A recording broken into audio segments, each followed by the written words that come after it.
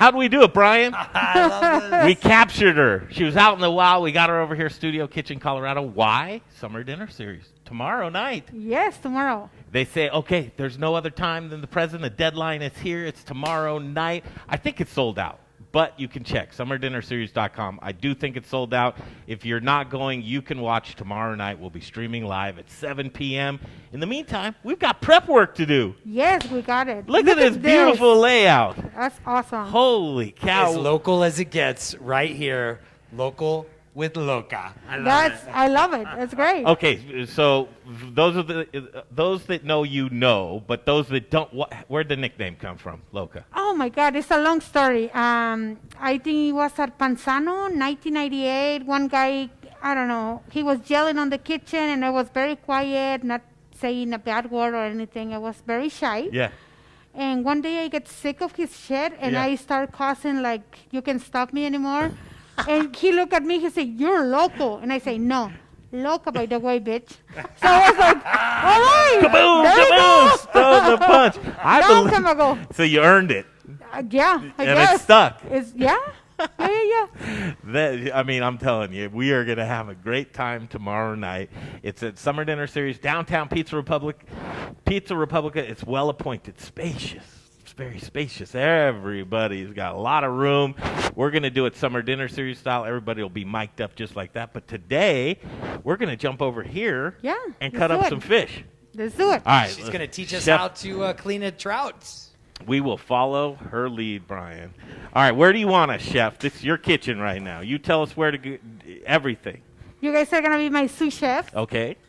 What an honor. Well, the first thing, always the most important thing, is to keep your fish clean and dry, so it sticks on the cutting board and it's not moving around, because that's how you can cut yourself. So that's the most important thing. Dry fish. Yep. You don't want the slippery fish. Nope. So first things first. Now, when you're approaching these fish, right, you got to just get in there. Yeah, you just go in it. Last week I did a big halibut. It's like 100 pounds halibut. And it's kind of the same thing, the way that I see it. It's just different sizes. But you just kind of, go from there and talking to the fish and give them some respect and love. Okay, I love that. Thank you always so much for this life that you're bringing us. Yeah. So I always try to keep one towel on top. So in case that the knife slips, you don't cut yourself. Gotcha. So you always end on the towel. So I always do the little cut right there. And then obviously, not super deep, because you have all the guts inside. You don't want that to spread all over. Yeah. The fish can be very bad, stinky after that. So just go a little bit. Do not cut the guts wide open. Nope. You just go very slow. And that can taint the meat too, can't it? Yeah. So that you kind of feel it. I always use my hands for everything. Lamb, goat, fish. You just kind of feel where you're going. How deep are you going? You can see everything there. But if you go so deep, you can just break all of that, and it's not good. So use your finger as a guide. Yep.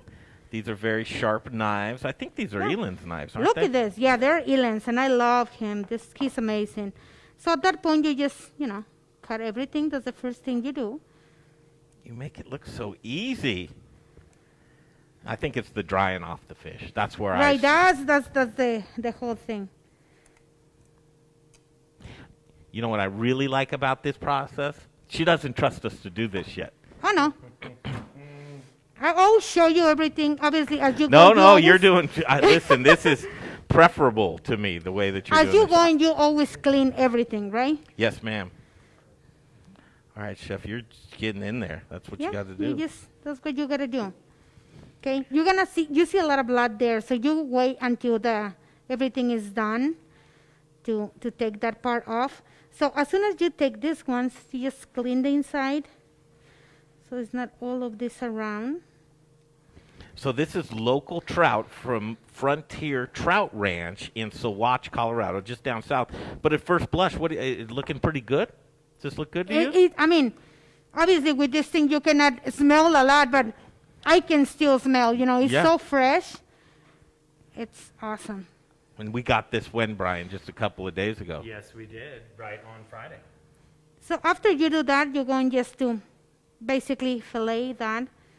Again, you go just a little bit. I never go deep, so you don't break the meat like really bad. I always make the line first.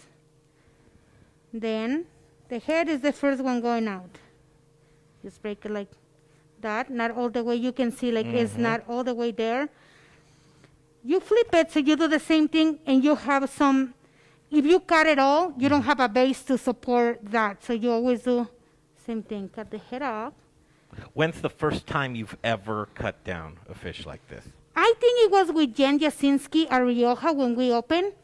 She started teaching me everything at Panzano in 1998, but we started using bigger fish when we opened Rioja. And Gotcha. yeah, So Jen was at Panzano and then Elise took over after Jen, or what? yeah, Jen lived, and I stayed at Panzano for another 6 months and worked with Elise, kind of to guide her about what Jen was doing before, and then we just keep going and going. So at this point, I always switch knives, depends where I am with the fish. This one is super thin, so you don't break the fish.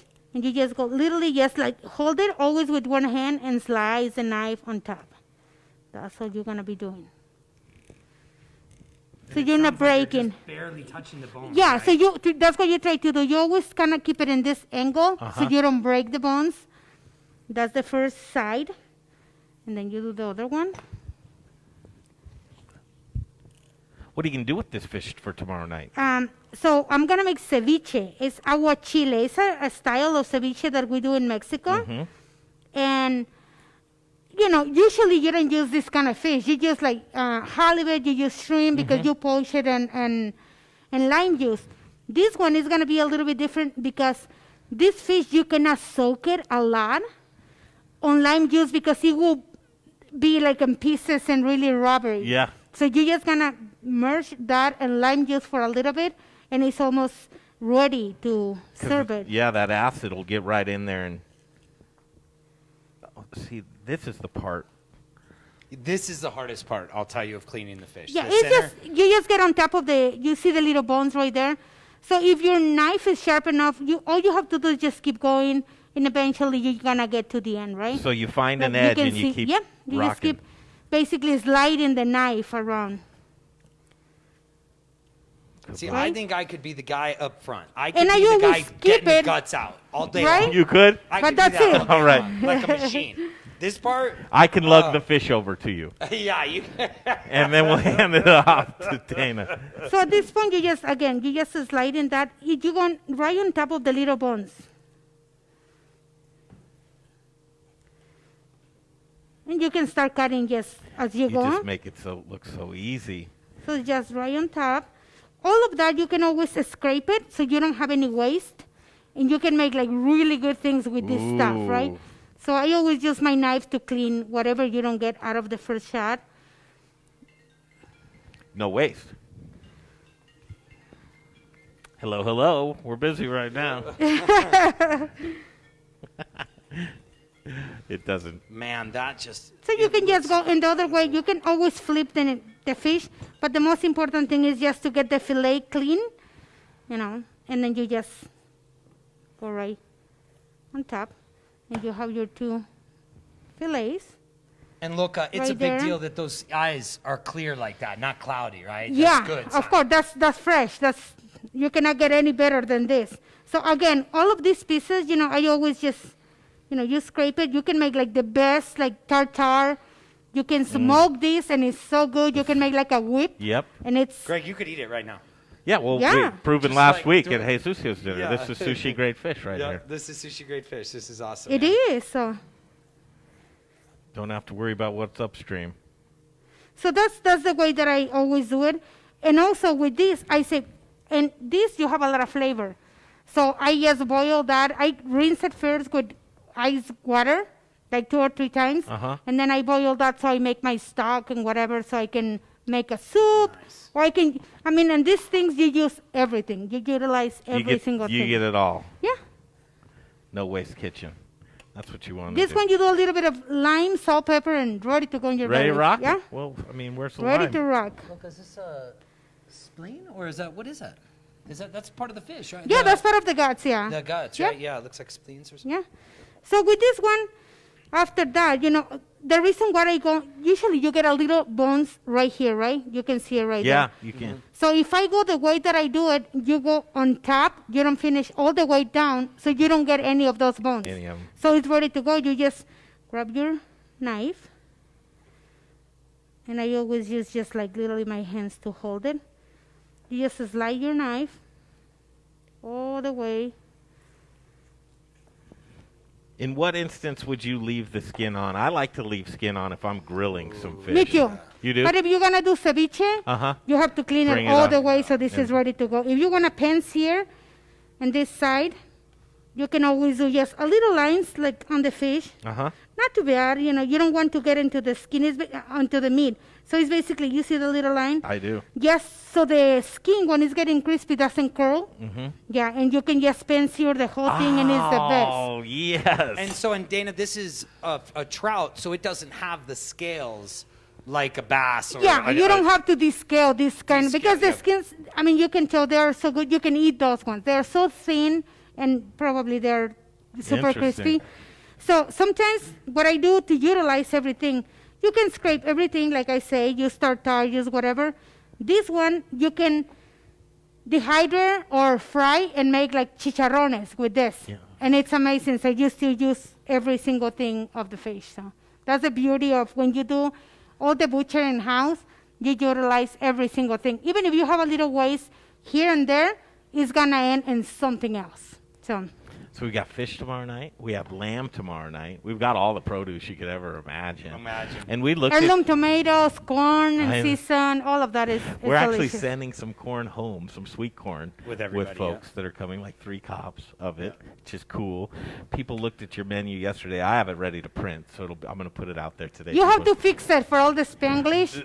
My business partner is always like, Dana, please do not send this menu. Really? We gotta fix it. I Yeah. thought it looked great. I mean, we looked at it, and Jay's first reaction was, "This is the way a menu should be written. It's straightforward. It's right. It's not complicated. It's basically, you not just put confusing." ingredients. And the most important thing, one thing that we do in our restaurant, 75% is gluten-free, or we finish everything to order for dairy-free and other stuff. So if you just see the ingredients, you know what you're eating. Yeah. Keep it simple. Don't make weird names complicated. People don't understand what's going on, because then they're not ready to order, right? Yeah. So Do you think that's part of your Spanish heritage? Because I think Spanish food or Mexican food, even more so, is so straightforward. Yeah. You know what you're A getting. lot of cross It's- utilization too. Yeah, well, of you use ingredients. everything, but it's like I was thinking, because I always tell these guys, in my heart, I'm a Mexican inside. And I was saying this morning when I was cooking, I was saying, you know what? In every Mexican refrigerator, you have onions, you have cilantro, you Yep. have limes, you have avocados, tomatoes. It's like a basic. Not chiles. Well, you have you have that in season, or So, you have it in the freezer here's because the you made thing. it last You year. always have those ingredients: peppers, onion, garlic, and then you have tortillas and cheese. Yeah.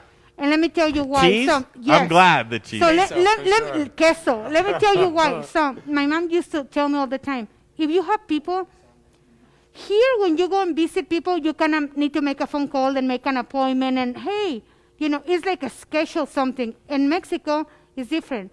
Mi casa es su casa. You always hear that. Everyone can come at any time.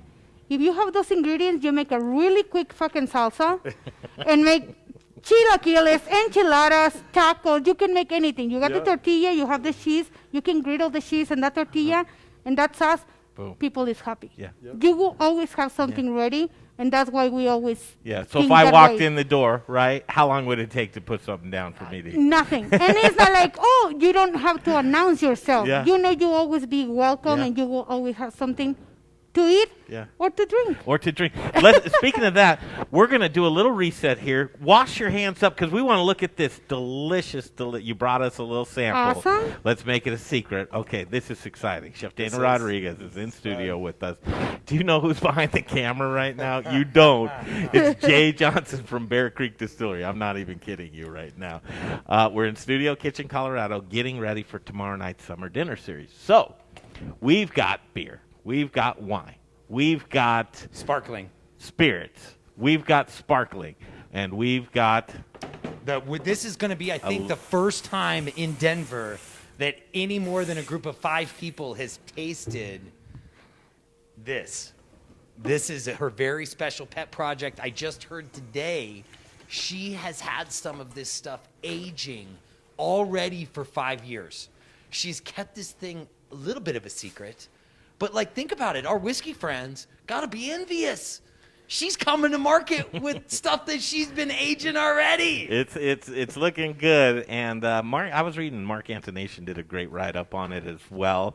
And I don't know when you're ready to release, but I think there's a lot of anxious people. Just start. What are we looking at here? What do you got? So what we have going on, as you see, my nickname is Loca. Mm-hmm. So the brand to start, it's Dona Loca. Dona Loca is like Don Julio, Don Abraham. It's like the people with respect. It's a boss. And I'm a boss bitch, as you can see right there. But it's like the female boss. Right? As You Don own it. and Dona. Yeah, exactly. So it's Don and Doña. So that's the ones that we're going. So we have 3 different species of agaves and the mezcal. Gotcha. So it is the Tobala, Espadín, which is the most traditional, and Tepestate. This is pretty herbal, and I love it. You would taste everything after this. We have tequila, blanco, repo, and añejo. Yeah. This project is something very special to me. I started working in this long time ago with my partners because we always talk about sustainable food. Mm-hmm. It cannot be better than this, right? Mm-hmm. Sustainable buildings. We don't talk much about sustainable drinks. Mm. And, it's a lot of shit show over there, like in every industry, right? People is cheating, people is doing the wrong thing. You can be actually really sick if you're drinking the wrong stuff. They put a lot of additives. They don't take care of the Mother Earth or the people actually doing the job. There's So- 2 things you look for is the ingredients and how they treat their employees. Exactly. I And, love that. that's what we are very proud of what we do at Working Class with our businesses and with our people. So I wanted to present something that is organic, is good for your body, and you appreciate all the people and the Mother Earth for what you can get out of that. So I think it's very important to talk about sustainable drinks, not just get super drunk and get shit-faced and don't think about what you put it into your body. So. Yeah. You Yeah. feel good about imbibing a little bit. All And, right. and you will not have the bad hangovers with this. It will be amazing. Now that's like you were speaking to me now. All right, we brought our taste tester with us, Bear Creek and Jay. Jay is with us tomorrow night at Summer Dinner Series. Bear Creek's going to be there. Chain Reaction Brewing Company, Carboy Wine. This is all local stuff that we're having here. Chef Dana Rodriguez is going to be there. Let's break right now. We're going to come back and we're going to head on over to the sit-down corner and talk to a couple of the farmers, right? And a rancher. So we're going to talk to Mike Harper from Harper Feeders. That's where we got the lamb from. And then we're going to talk to Bryan Cox, where we got the peaches from. And then you got to get. So we've got her here with us, and we're going to talk to Jay Johnson, too. Today's a good day in Studio Kitchen, Colorado.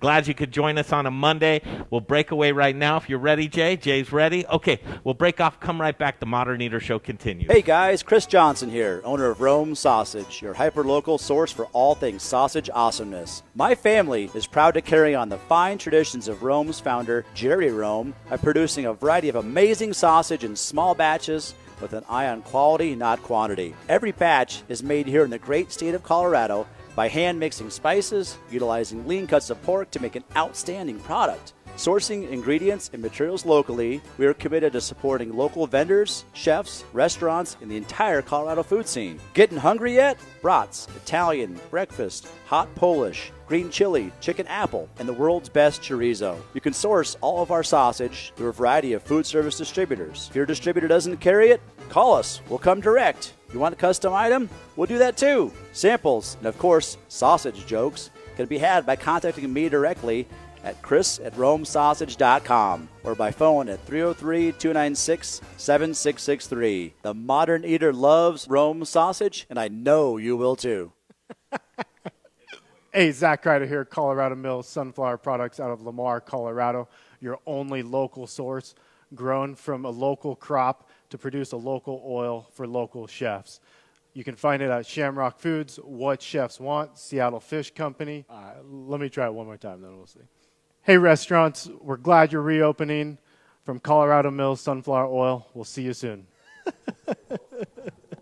First, we partner with the best farmers in the world, and then we tell them, we will take it all. Process whole spices daily, blend custom spices to order, keep it fresh, safe, and flavorful, all so that you can get back to doing what you do best.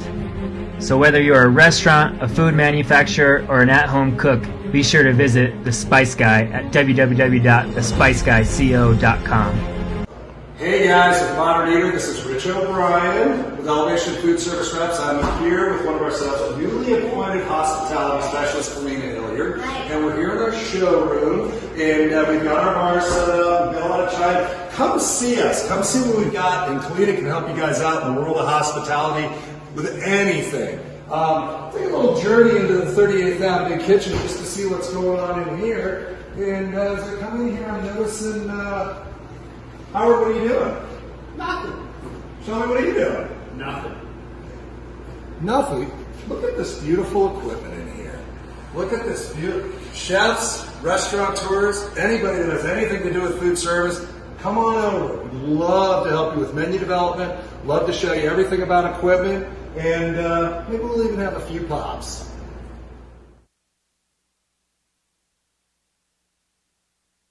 Hi guys, it's Rebecca Berry with HotSchedules powered by Ford. With all of the recent COVID rules and regulations, you may feel like you have way too many cooks in the kitchen.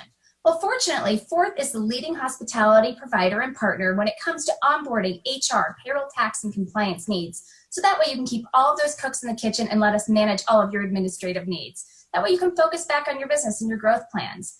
Give me a call for an analysis on how we can put that ROI back into your business and take those administrative burdens off your hands. Because nobody likes handling taxes. That's rebecca.berry@forth.com, rebecca.berry@forth.com. And hey, you know what's cool, guys? Keeping your mask on so that way we can keep our doors open.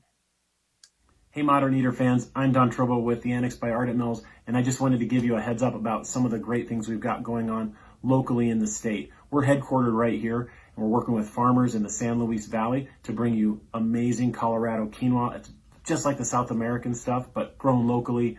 We've got transitional wheat flour that's grown by farmers in Colorado and surrounding states who are in the process of turning their fields into organic. So we're taking that transitional wheat and turning it into flour, and now it's available for you to cook and bake with. And last but not least, we're now cleaning grain berries in Denver. So things like spelt or wheat berries or pearl barley, those are things that we're now doing right here locally and are available to you. Can't wait to share it with you.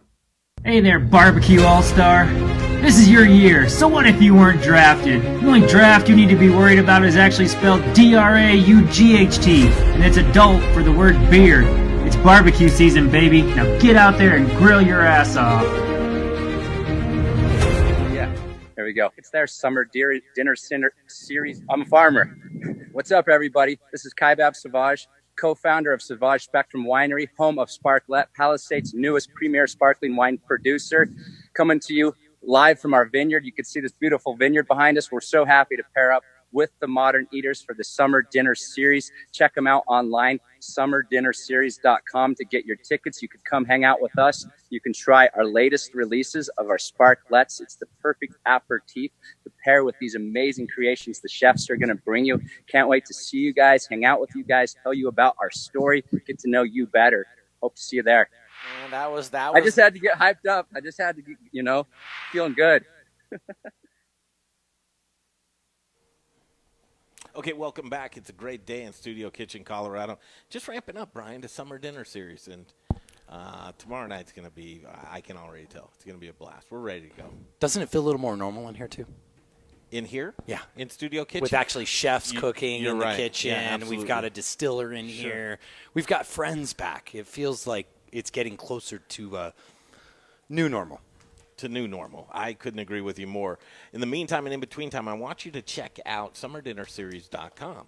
That's where not only you'll be able to see if there's tickets left to Chef Dana Rodriguez's dinner, but for future dinners as well. Next Tuesday night, we'll look ahead to Chef Brother Luck's going to come in. Yeah. And I spoke with Brother today. He's looking forward to getting up here from the Springs and doing what he does best, just talking to people and cooking food. So this is really cool right now. We have, for tomorrow night, one of the purveyors. He's a local lamb rancher, And Mike Harper will join us on the program now when Jay says he's ready to rock and roll. Other than that, Brian Cox is going to be here as well.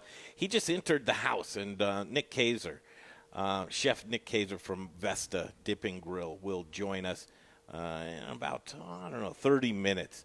And then also we're going to have Jay Johnson on, Jay Johnson, will welcome him right now to the stream. Good to see you, Jay. Thanks for having me. Yeah, no doubt, man. It's good to see your face. Thank you. What's been That's happening? the first person that's ever told me that. No, I doubt. I highly doubt that. Things are good. You'll be with us tomorrow night? Yep, looking forward to it. Doing a little, one of our bourbon drinks. It's a Pike Peak Gold Rush. Little honey syrup, some lemon, some of our bourbon. Super tasty. And a mojito, too, right? We're going to do a strawberry mojito. Hell yeah. I know you're a rum drinker. Oh, yeah. So, how about tequila and mezcal? I'm excited to try this stuff right here. Yeah, did you think you'd be testing today, Jay? No, I was told I was going to be filleting a fish, so I'm glad that didn't happen. I was trying to get him to do it. Hey, Mike Harper, can you hear us? I sure can. Yeah, we can hear you. Yeah, well, I try to be loud. I got you. This is a little learning process for me here. Are you there, Mike Harper? I sure am. Okay, buddy, you sound great. We can't see your face right now, but we know you're there. First of all, Chef Dana Rodriguez here with us right now, and it's a great opportunity, especially for ranchers. I mean, you really don't get to see where the end product goes and who gets to mess around with it. I know Chef Jesus Silva had a great time. You were actually with us at the dinner last week, but I'll just do the introduction right now. Dana, here's Mike. Mike, here's Dana. Hi, Mike. It was nice to Hi, talk Dana. to you. Did Jay get the chops to you for tomorrow? I got it. They look okay? They look great. I can Awesome. Awesome. So when you're sourcing proteins, right, what do you look for when you're out and about looking for stuff? Well, I was talking to him last week, and it was pretty interesting because he say where he sent his product. I'm like, that's where I get my lamb.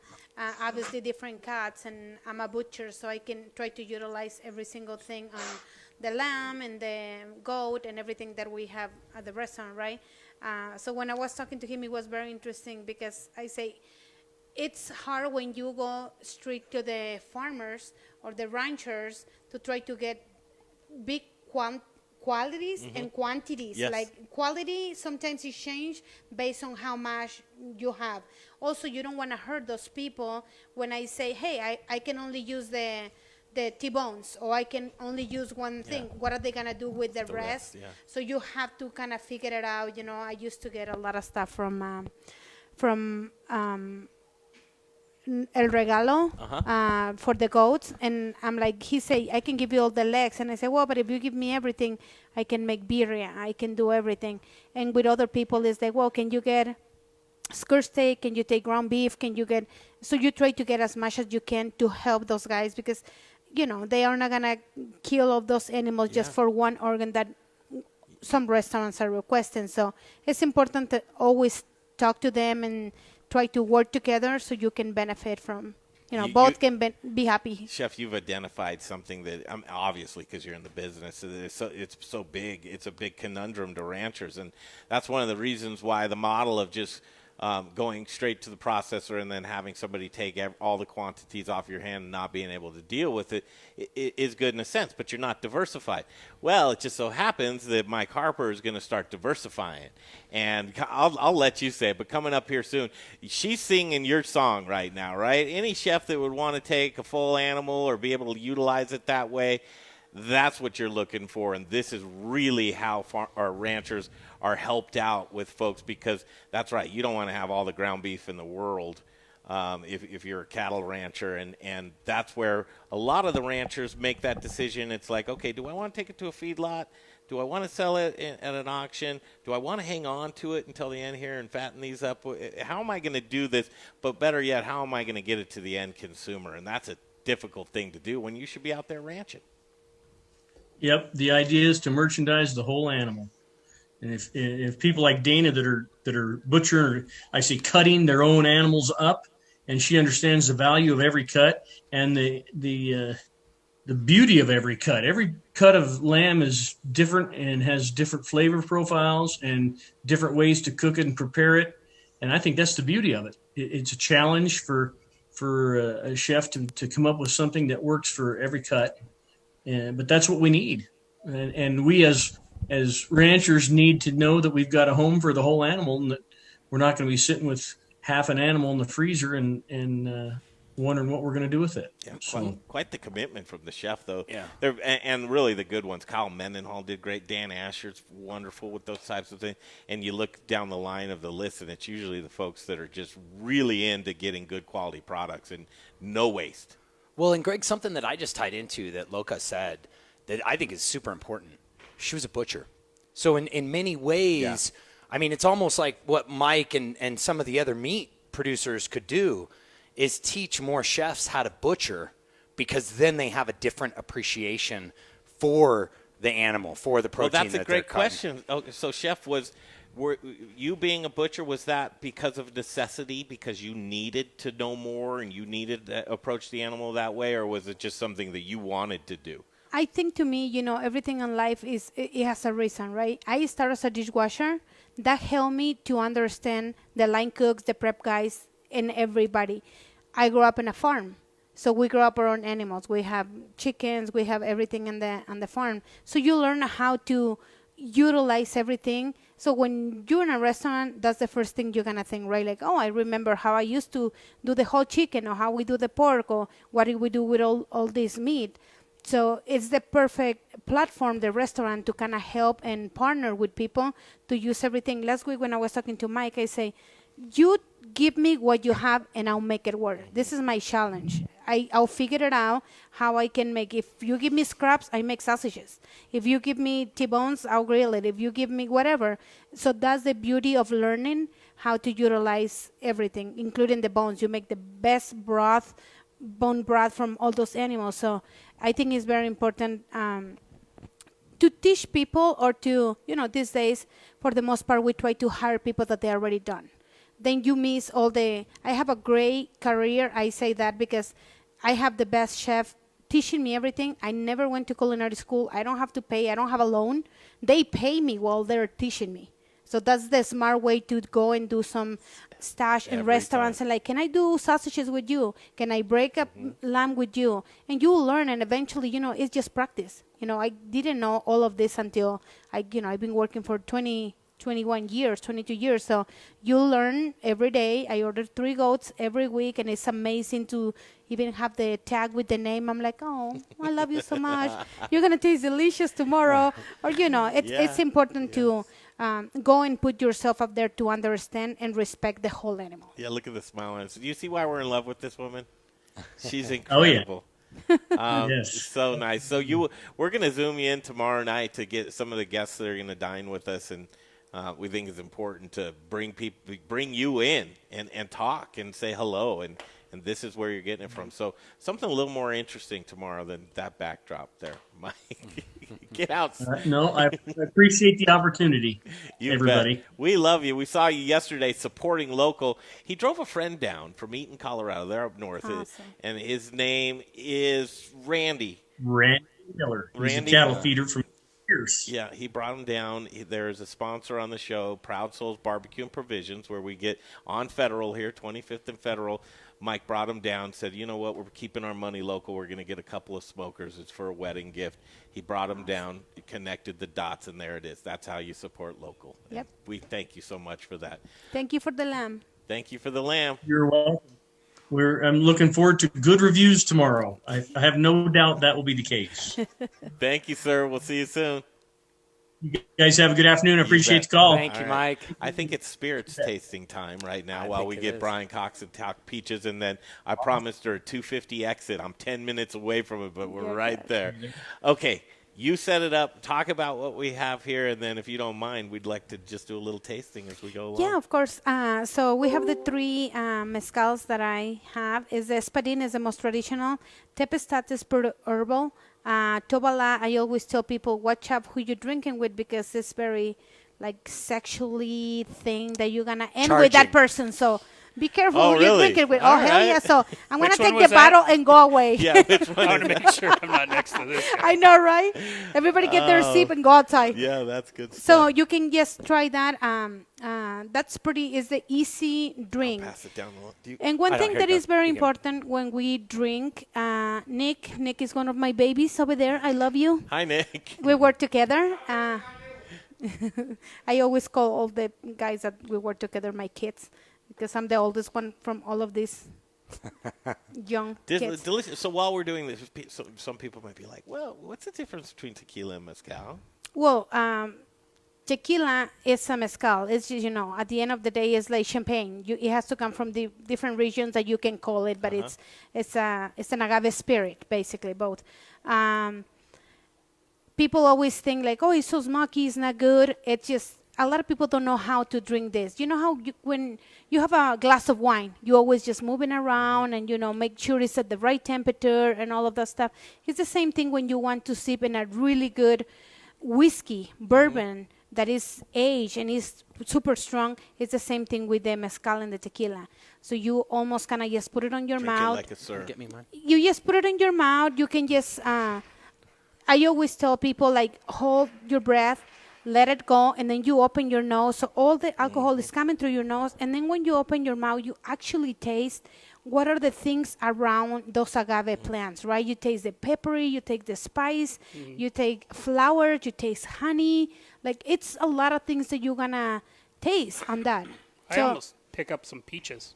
Yeah. So people, it's a lot of the oranges in Oaxaca.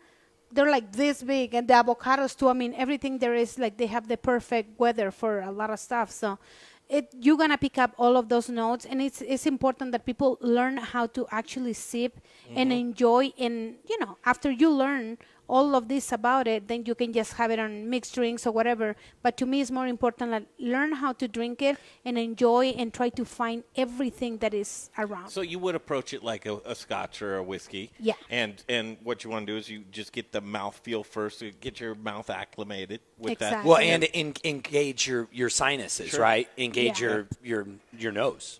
And I think the problem with the agave spirit, when you go to Mexico, you always think Cancun and let's go get drunk and shots. Everything is just like shooting tequila. You don't realize it's a great product up there, and you just need to learn how to actually enjoy it. Delicious. Now tell me, I can see it being really smooth to where this could get away from you. You could keep going all day long. Well, we have a thing at the kitchen with the little tequila. We're going to switch our brand of tequila to Locas. But now, let me ask you, when you're in Mexico, because sometimes, or was it the old tradition that sometimes the mezcal wasn't as fancy, like you said, about the champagne versus the other? Is there a difference between mezcal and tequila?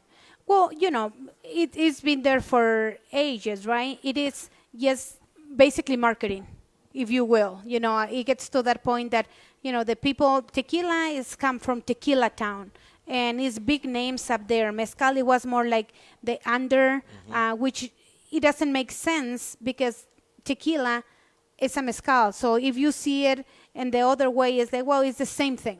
Yeah. But some people, it's more about like how they market, like all of the people in Guadalajara and Tequila Town, that's what they do. It's a blue agave, and they have massive lands of this amazing juice, right? So it's all about the marketing. People that start listening mezcal after, but it's been there forever. Actually, in Mexico, that's like the drink that you celebrate everything with. Like if it's a funeral, if it's a wedding, if it's a birthday, it's always most with mezcal.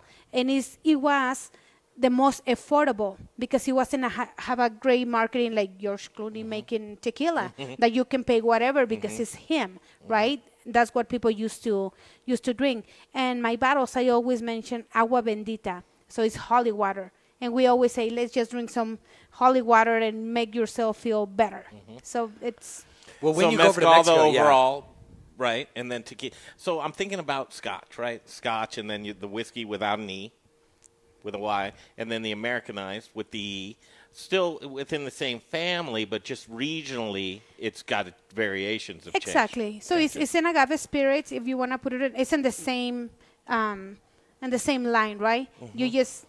Now, before mezcal, it's like the same thing. They try to have their own name at Oaxaca, so only the one coming from there is supposed to call mezcal. Well, not these days anymore. It's 7 or 8 different states producing a really good mezcal, like Durango and San Luis Potosí, Michoacan. It's so many other places, and they can call it mezcal because they don't have like the same thing that tequila did long time ago to just market that it has to come from Tequila Town to be called tequila. Isn't that the same with Hatch chilies?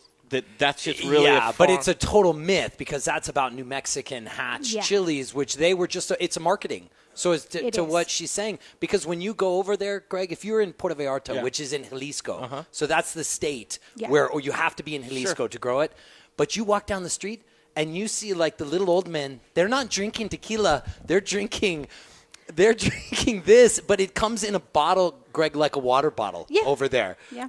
Mezcal will come in like a little bottle that's truly like you think it's a water bottle. It is. And it's amazing because at first I saw them How's drinking the quality? it. I mean, the first time I bring some of my samples, it was like literally water bottles with Sharpie on it. And I'm like, okay. I get to the custom and they're like, what is this? And I'm like, that's not mine. It's the next person online. So I don't get in trouble.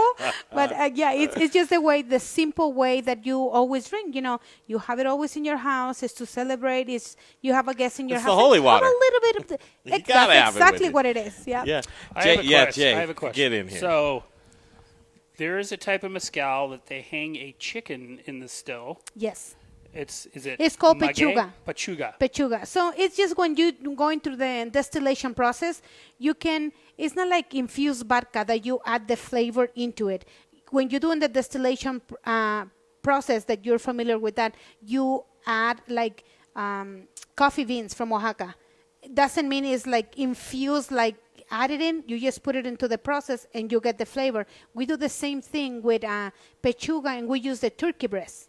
So for those people and this is a big question that people always ask, well, that means it's not vegan, but people don't understand after the, distillation process and everything, it doesn't matter anymore. Yep. But people is still... It's a plant, trust me. It's gluten-free. Anything distilled is gluten-free. Yes. As long as nothing post-production has been added to the distillate. So it's raw chicken? It's a raw turkey breast. So obviously it's alcohol. It will get cooked. Yeah. For the time of the process ends. Unbelievable. Yeah, and it gets what are you getting creamy. from it? It's creamy. good mouthfeel, right?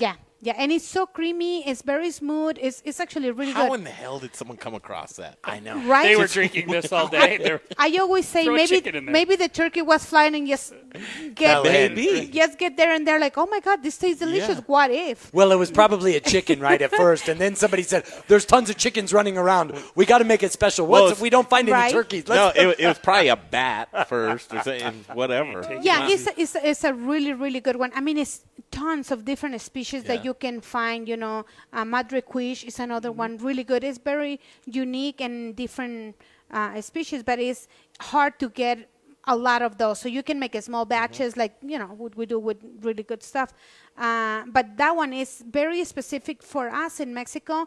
It is, breast, heart, everything coming from here is with your heart, is with love. It's for a very specific events. Like if it's a wedding, they make a specific batch for the family with the turkey breast to have in that event. So it is. You are such an interesting person. You totally. Am I? You really are. I mean, I just take it in. I want to learn more. Where do you get all of this from? I mean, your parents must be really interesting people too. My mom never cooks. Okay.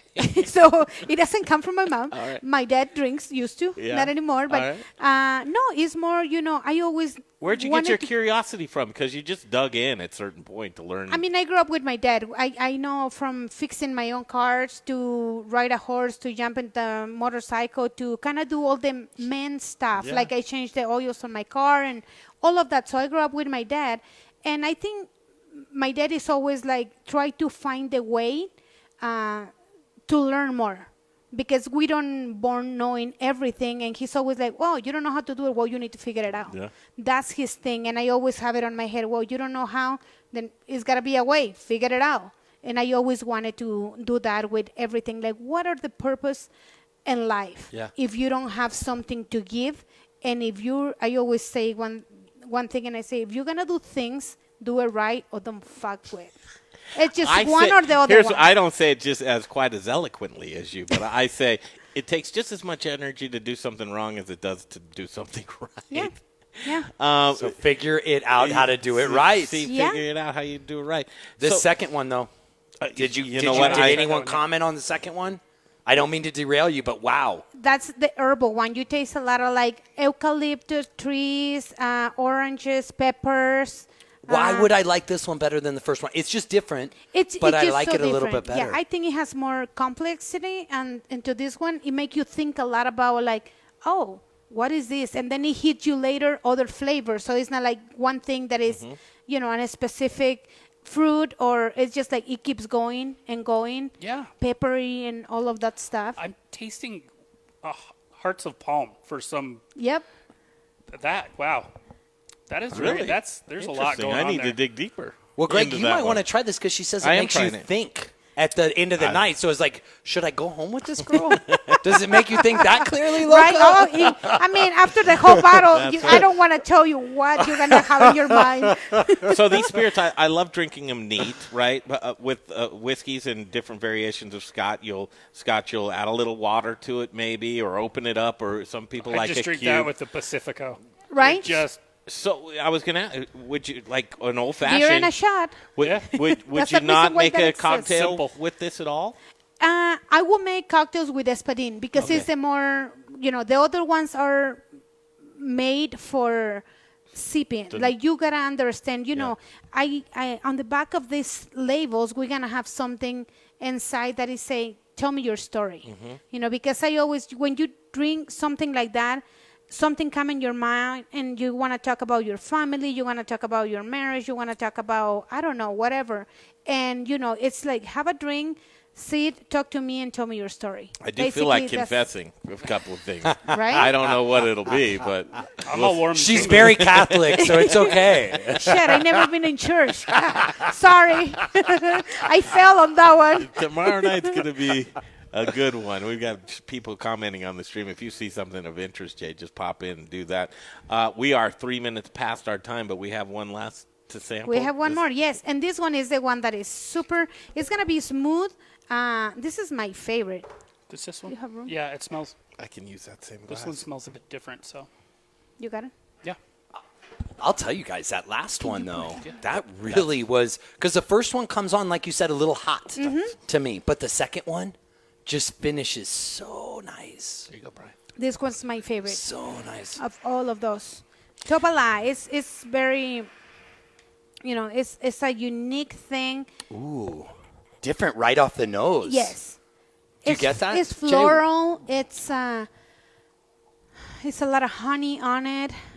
Definitely. Seems that one gave me the goosebumps. I know. I like that one. Seems a little less refined to me. Yeah. Or am I wrong about and it's that? not so spicy. Yeah. It's more like very mild flavor. You don't even think about the smoke in this one much because you get, the sweetness. Yeah, that one is very straightforward. That would be, and it's consistent. The flavor is consistent through and through. A float in a coin margarita with that would be delicious. Hey, Chef Steve Catbegan chimed in the stream and he says, where can I purchase these? It's going to be ready on the States at March 6th at some of my friends' restaurants in September. March 6th? This March September, 6th, yeah. Marzix Foods. Marzix wine store. Marzix. Everything is coming on September into the state, and Or you can go to Working Class or Super Mega or my new bar. It is a cantina specific for this brand. It's Cantina Loca. Do you need any bourbon here? Yes, of course, baby. Tell us about it. Well, first, go and see me at Super Mega for brunch. We're going to start doing brunch to save our businesses. So I hope I see you guys. The first save one our is, business brunch. I like it. Exactly. So it's going to be this Sunday, and then it's only 2 every month, and then that's it. But this bar is on Sunay and 29. It's called Cantina Loca. It's from Mexico City. We have a big tree inside, just like all the buildings in Mexico City. And it's going to be really good food and drinks.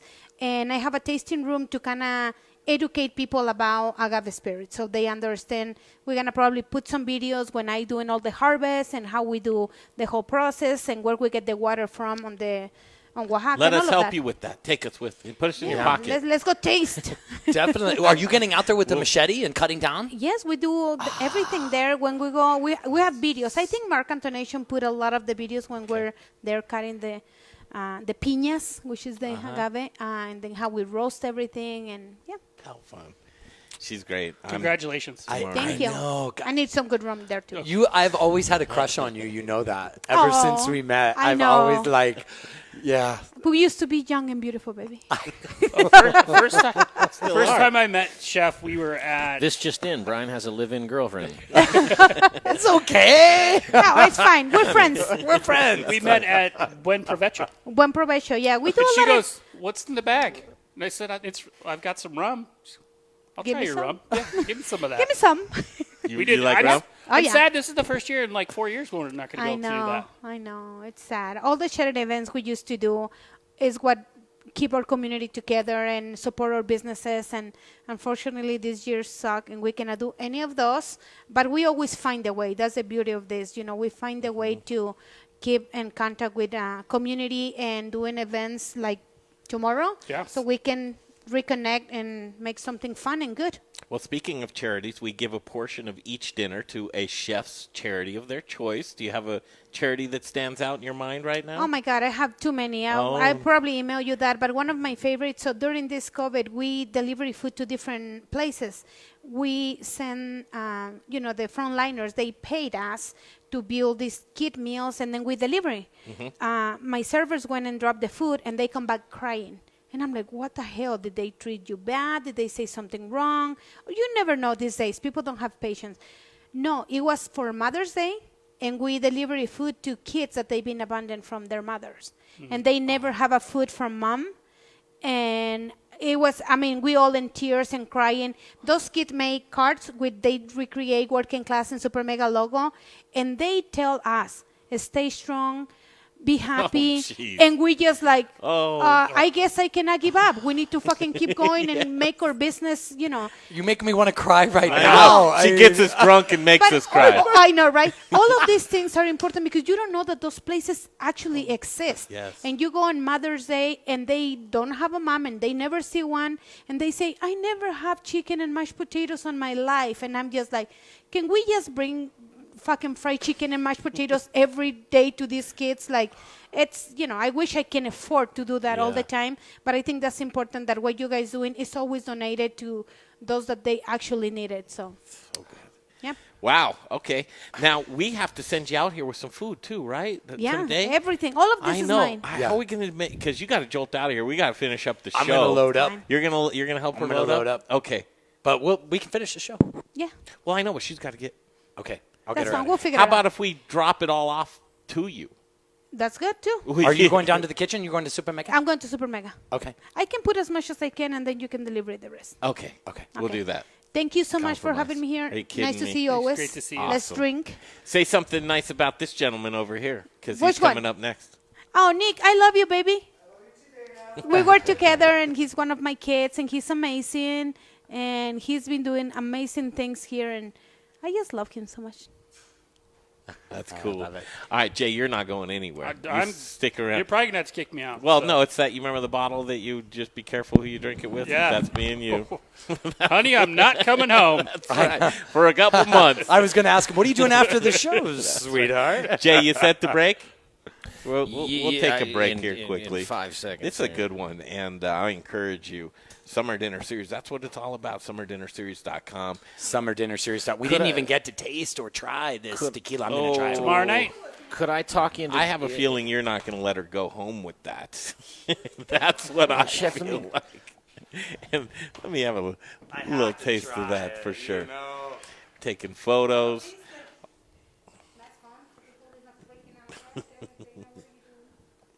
This is great in studio. We're taking photo opportunity right now, and this is good. Okay. I still have to work out today. If I get too much into this, there'll be no working out. Take a break, and we'll come back. Jay, if you're all set. Yes, sir. Okay. Yes, sir. We're going to take a break, come back. The Modern Eater Show continues. Hi, I'm with Charlie Jay. Gottenkenny, brewmaster at Brews Beers. Our all-new Abbey 4-pack contains the main products of Abbey and Trappist breweries in Belgium. So with the 4-pack, you'll get a single, a double, a triple, and a quadruple, one of each. Most monastery breweries will make 2 to 4 of these. Some of them make all 4. And American craft breweries, like Brews, that specialize in Belgian beers, will make multiple versions of the Big 4 throughout the year. So where can you get an Abbey 4-pack? Well, you can get it at either Brews location, 67th and Pecos in Midtown, or in the East Colfax neighborhood at Colfax and York. You can also find them at fine liquor stores throughout the Denver area. So get yours today and take home some Belgian-style badassery. Hey guys, it's Bryan Rizuto with Encore Energy, the guy who saves your businesses money on natural gas. I know these are crazy, crazy times right now. So while your business is working on increasing your sales, let me work on saving you guys money on your natural gas. I make it as easy as possible. Just provide 12 months worth of natural gas bills to me. I'll do the rest. I know you're really busy, so let me get to work for you. You can reach me at 720-245-5771. I look forward to hearing from you guys, and let me try to save you some money in these crazy times. Bye. We started Meridium Spirits because we love the way that spirits and cocktails can bring people together to socialize, to bond, to have conversations. Well, right now we've got some big conversations to have. Coop Vodka and Coop Gin are available at liquor stores across the metro area, but if you can't find us or would like to have us behind your bar or at your restaurant, send us an email, info@meridiumspirits.com.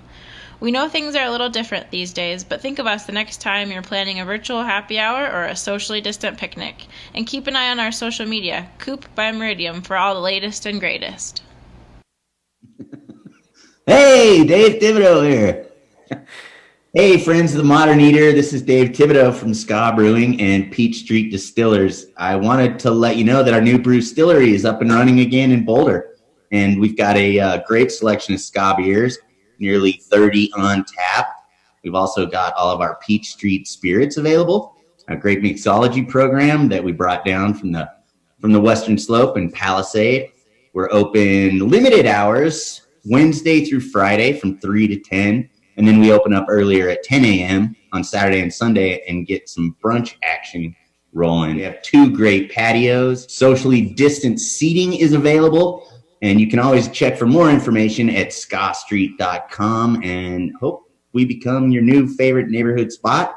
And I'd like to meet you there in the not too distant future for a beer or a drink soon. So take care, be healthy, and stay strong. And I'll talk to you later. Hi guys, it's Cody Ann from Aspen Baking Company. We specialize in fresh, preservative-free, amazing bread. But with all the food news, go right here to the Modern Eater. All right, welcome back to the show. We've got some good stuff here. Chef Nick Kaiser is here with us along with Jay Johnson. But right now I need to tell you about Jeff Rourke and A-Plus Beverage Solutions. Jeff Rourke and A-Plus Beverage Solutions. I mean, what more can I say? Well, I'll tell you. He does custom installations of faucets and tap lines everywhere. Do you need to add a line? Beer, wine, water, kombucha, coffee. Something crazy. You name it. You want your customers to pour out of one of their taps? Juices? Well, here's the thing. Brewers want their beer to taste like the beer should taste, and that's Jeff Rourke's job. 20 years in the business. He's very, very trusted. He just did a build-out at Slater's 50/50. He did Monarch Casino, Tap 14. I could go on, and I will. Resolute Brewing Company, Brews Beers. Beast and Brews. 100 taps. This gentleman is it. Okay, give him a call. If you're pouring in a fish of beer, what are you doing, boys? You're pouring your money down the drain. Why would you do that? Don't be tacky. Get it back online. It's an easy phone call away. 720-272-3809. Whoa. Slow down. Way I need too a pen. fast. I know. Slow down. 720. You got that part. I got that. 272-3809. Beautiful. 720-272-3809. It's Jeff Rourke and A-Plus Beverage Solutions. Okay, here's a good one. Now, Nick, you're settling in. Chef, good to see you. Thanks for having us on. No doubt. Interesting circumstances that you're here, but nonetheless, you're here, and life's about moving forward. And an illustrious past. You've got a great past. Jay Johnson, Bear Creek, tomorrow night. You're bringing two cocktails? 2 cocktails. Who's coming with you? Who's your date? I am bringing my wife. Are you really? Have you met her before? I have not. You're going to be like, that dude way outkicked his coverage. Is that it? Oh, yeah. You always say that when we get you at home. Oh, it's true. She's an unlucky woman. She married me for my money and my I find looks. you to be a very delightful sweetheart of a man. I'm a pretty nice fella when it gets right down to You're it. a good guy? You don't catch me on a bad day. Your dog's name is, hang on. Damn it. I knew Millie. it. Millie. Your The dog's killer name is Yorkie. Damn It? yeah. Damn it, Millie. Yeah. Damn it, Millie. Damn it, Millie. Damn it, Millie. Yeah. How's Millie? Millie's good. Good. She got in a fight with a German Shepherd. Oh, no. Yeah. That doesn't sound good. No, Millie did not come out on that one very well. Oh. But she ran out the door and attacked it. So she's little and mean like my Good. kids, and she got what she deserved. Just like me, I'll ask, how's Millie? Millie died. Millie got eaten. She's okay. She had a bath yesterday. We're fine. Oh, good. The distillery. Yes. Things are weird right now, but how are they for you? It's there's positives in some areas, and of course there's negatives in others. I think that's just, you could say that's business in today's climate. Still working on a to-go platform only. Thursday, Friday, Saturday, Sunday. We're selling individual cocktails in cute little honey bears. I meant to grab one as I walked out the door, but I didn't get that taken care of. Seriously, in the honey? They're in honey bears, and we are getting some of our bangers in there. Red panda bear, for instance, individual servings of hala mango, which is another popular one, and then we're ramping that up into 750 mils bottles. So that's for like a party if you're having a barbecue. Party? 10 or less. 750, you might need 2. But you can, share those with your friends. Yeah. And then we've paired with some local businesses, Rocky Mountain Soda, The Real Dill. Really? Yep, sell cocktail kits. So cool. We've done relatively well with that, and people are staying home and drinking lots more than they normally do. So sales at the stores are strong. That's great. Yeah. So I love that. Can't complain too much. And you guys have done such a great job with your brand. Thank you very much. I mean, truly. We kind of grew up together. We did. This show, and you've light years ahead of us. Makes you wonder. I think we're going to throw in the towel just because of you. I'm glad I could help. Glad you could help. Absolutely. It's weird out there. Restaurant accounts, right? Yeah. Is that strange? So what we've done is we've given – essentially our whiskey is spoken for every month, which is a great problem to have. I mean – big time. So we pretty much know how much whiskey is going out. We have another building that we've been trying to get online since last July. It's just real difficult permitting and getting things up and running for a barrel storage. It's there's close by. It's just same building, door and a half down. So it's right there on Acoma Street. So we're going to have a larger footprint there. But we figured out that our room for growth were in our clear spirits. So really, we've seen. Interesting. Extraordinary growth in our rum portfolio. Vodka's really taking off. So we've created a program where we'll come to your cocktail bar or restaurant and say, here's 10 easy cocktails. We've figured out what the cocktails are. Yeah. We've measured out all per drink cost, and we're giving you all the products. If you want plastic cups branded with your company on it and dual branded with Bear Creek, and you agree to sell those cocktails to go in those glasses, we'll provide those as a service to you. So we're trying to be proactive. But that sounds like a big distributor, brother. I mean, I'll be honest. I've been on the other side of that in the restaurant. Right. They give you menus and glasses and all that jazz. Holy smokes, how did you step that game up? Well, I have a very creative team behind me. My sales guys, we kept our sales guys even though we moved into a distribution house. And those guys sort of tax themselves with coming up with this program. I love and it. It's some outline costs. There's some printed menus, of course, and plastic cups are relatively affordable. So, I mean, it's not neon signs and it's not, huge barbecue grill giveaways or anything like that, but it's what we can do to help you. And it is helpful. And streamline and sort of take – we're still serving a craft cocktail, but we're bringing some of those prices more in line with a bigger distribution house. Fantastic. For a good example. I hate to circle back around, but you said something interesting about the clear spirits. Does that mean that the whiskey market's a little saturated right now? No. That just means that we only have a set amount of whiskey that we can sell. Oh, okay. So until we utilize that new space and, fill barrels and lay those barrels and let them age, we are sort of beholden to the number, right? 306 barrels in there at any given time. So Jeff has it still running daily, and what we could produce on top of what's going into barrels is really where we can start to move the needle. Is it just vodka and rum? Vodka and rum. And that's it. None of the gin. Not your white whiskey? We do make some white whiskey that has sort of a cult following, but we don't make a gin. Don't make a gin. Don't make a gin. None of us drink gin. So it's just one of those things. Do you drink gin, Nick? You do? That's my favorite spirit. We'll send you home with a bottle of the Deviation or Meridium.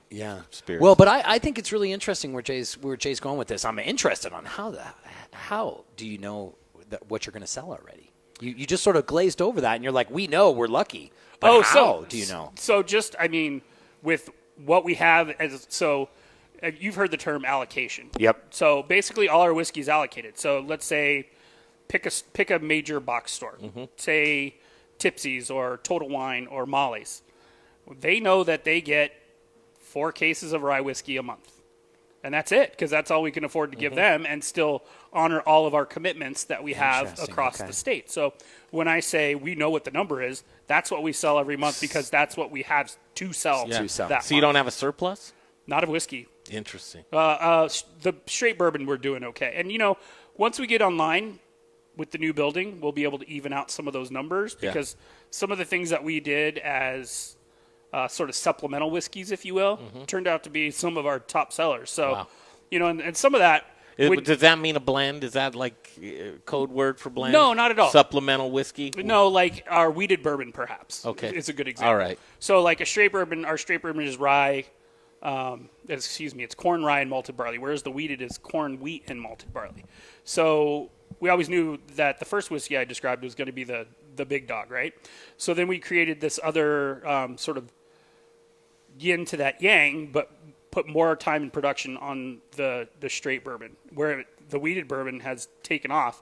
A lot of people in the business prefer that to the straight bourbon, but the laymen tend to go, because it's a little bit sweeter, the straight bourbon. But the rye and the wheat, they sell really well on their own. Anything new in the trends? I'm not talking flavor, Jay. I'm saying, is anyone doing something that's way out there? You need to drink before the show. He's loaded, man. He's up on the pound stance right there. He's forward leaning. He's giving you a good interview right now. I want to dig in, man. So his head looks like a light bulb right now. I think, and just studying some of the national trends, rum is making a strong push. Is it? It is. It just even, you can get great rum. Well, reminds you of a vacation. Rum to me, anyway. And I think a lot of people want to go. You can even is that a reach? Or you No. And I see the flip side of that. I see a lot of people have gone on vacation and drank a lot of rum that probably was a resort rum of not highest quality and then had a real bad next day. And then they're like, I don't drink rum. And it's like, you know what? Let me try to turn you on to this rum. And I've turned a lot of people on. They're like, actually, this is not what I was expecting. I'll hear it today because she watches the show. My mom's going to bring up the bottle of rum that she thinks you promised her like 3 Christmases ago. I think, or whatever. I probably can facilitate that today. Today? Yeah. It might not. Let me ask you though: would you do an aged rum? Would you ever do? Because I've had some 12-year, some of the Matsumalin or Matsusalin or something like that. It starts with an M. Very famous rum company. Why would you want an aged rum? Well, I mean, it's sort of, you pull some of the magic out of the barrel like you would with whiskey. We do have some gold rum laid down. I don't know how long we'll let that go, but it's been down almost 2 years now. Oh, really? So we do a cask strength rum that we take our silver rum at an overproof, put it in a used bourbon barrel. And that program, we would pull that at like 18 months, 2 years. We had a barrel that went 3 years, and we're like, okay, we can't release anything less than 3 years because it's such a superior product once it gets north of that point. And hopefully we get to be at 5 and 6 years for that cask strength aged rum. Wow. Okay. Yeah. I'm going to have to put my name on one of those bottles. It's and each barrel is a little bit different because we've always used that as a guest barrel program because we didn't have bourbon in the beginning. So we got some from Al Laws down the street. We have a Bruck barrel or two that have rolled through there. We got one of Peach Street's 6-year-old bourbon barrels that we filled with that last year. So each one's got a little bit of nuance to it. Is that where a spiced comes from, or what is the spiced rum? Is that just cheap and someone threw in a bunch of spice? How long do you want this one to go today? Oh, sorry. But we're going till 9 tonight, man. How long we started with the alcohol. I'm man, going back I get to this our guy night going. show. It's like, man, he's wound up like a top. It's just wait till it goes. Go ahead. So spiced rum, typically vanilla forward, right? Vanilla and orange forward. Most large produced, industrial produced spiced rum, it'll be extracts, it'll be flavor additives. Ours is a natural infusion, so we peel the pith of the orange. We get vanilla beans from Madagascar, and I've probably said this on the show. It's more expensive. Vanilla beans more expensive than cocaine right now, which is crazy. It really is. Yeah. Some guy told me that once, but it's 3 beans for $20 right now. I'll sell you some outside. That's right. You know, I gotta have cash. I got a guy. And then, the orange peel, the vanilla bean, black peppercorn, some ginger, some cinnamon. So it's a 14-day infusion. So we just actually put it in a cheesecloth and dip it in there. So, man, yeah. So it's not flavored. It's just natural. It's the infusion of the flavor. Yeah, love that. I love it, man. What else you got? I'm going to back up. No, I'll tell you, we deal with a lot of whiskey guys, and some of them rum's an afterthought. So I never really get to ask. Well, and dig into the first rum of all, side of things. Let's go. Name me some other rum producers. Well, our boy Rocker does rum. He does. Yep. Yep. He does a rum, But I don't think he's making it. But that's as deep as I'm going to go. Is he making it? No, he gets it from the Caribbean. Yeah. And I don't think I'm speaking out of school. I don't saying think that. so either. Montana, in Crested Butte. They're doing a rum. They do some rum. Okay. So they had YOLO Rum. I don't know if they're still in production, but that was a rum company here. Downslope does a vanilla rum. That's pretty tasty. Okay. Yeah. All right. So, but as far as, we make a lot of rum, comparatively speaking, to other distilleries, and we sell a lot of rum. Smiley's not making any rum? No, he always did agave spirits. Yeah. And, I was wondering the same thing. Oh, I think, you know what? I think his answer to that rum question is I don't like rum. Yeah. So I don't make Well, it. just like what Jay said about gin. Yeah. Yeah. I think He that's doesn't like exactly it. right. Yeah. Are there anyone out there that you would say, hey, there's a kick but rum? So, and of course, you asked me that, and I completely blanked on It's the name okay, of the rum. man. He's just reaching now. There is a He's rum. really No, I just mean, I'm reaching just curious now. because I have had some really. I've got a bottle of Cuban that my girlfriend brought home from Cuba. Yeah. I mean, I've got. Yeah, man. That was on Super camera. Well, it was a handle. My girlfriend brought some rum back from, We, I met a guy in Sorry, Nick. I really apologize. Chicago, and he was a music producer, and he produced Veruca Salt's album. I don't know if you remember that. Oh yeah, I do. Yep. Okay, so he was like his music, and so I started talking to him. I'm like, "What are you doing here?" And Parse rum. That's what it is. It's a Colombian rum that he imports, but it is fire. They have an 8-year-old and a 12-year-old, and the 8-year-old, to me, I prefer that. See, I like younger age rums too, man. I've always stayed to like the single digits, and like the 12 years starts to get a little too sweet to me. It's a little Damn bit it! more Now I viscous. need to get up on my rum game. Yeah. Well, Jay, isn't that thing with the aged spirits, isn't it a little bit of a wives' tale when you have, a 40-year whiskey or something like that, and everybody's like, oh, far out. And the novelty of it, lives up to the reputation because it's 40 years or whatever it is.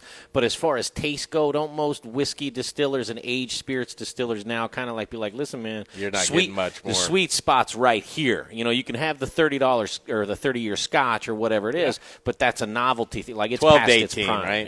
It's and it's different in each region. Here in Colorado, we have a pretty interesting climate.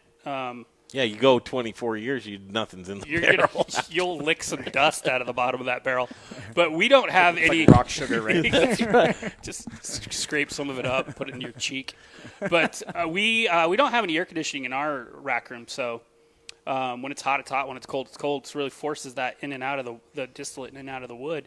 We can get flavors in 2 years that it might take some areas 5 years to get to. So that's sort of what I personally have been on a crusade, is changing people's preconceived notions of what age statements actually mean, because they're like, oh, this is really good for a young bourbon, and you're like, that's 3 years old at a mile high, right? And that's going to be different than a 6-year-old in Tennessee. It's just so a lot. I'm trying to change a lot of the misinformation, if you will.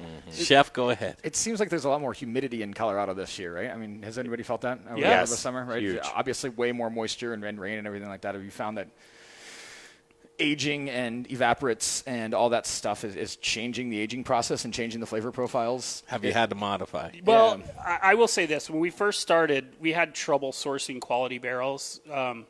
Just because we were new, there was a lot more people starting to do what we do. Is there still a scarcity? No, not like it was. So we have quality barrels coming in, and we found more than anything else that is really what will just the actual oak itself. The oak, it's a better constructed barrel with higher quality oak. Will it'll mitigate some of those changes. Yeah. Like if we have a season that's a little bit has more humidity, but it has been a lot more humid this summer. I mean, it feels like fucking South Carolina, not Denver these days. In the morning, I played golf this morning. It was just like, shit, man, I couldn't stop sweating. Yeah. Man, you're on the course a lot. 3 days a week. You got a little bit of time. I've been playing that much too.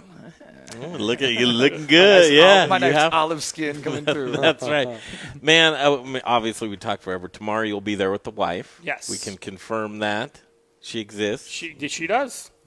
Well, tomorrow night, we'll see you and the missus, and we start. If you can get there about 6 o'clock.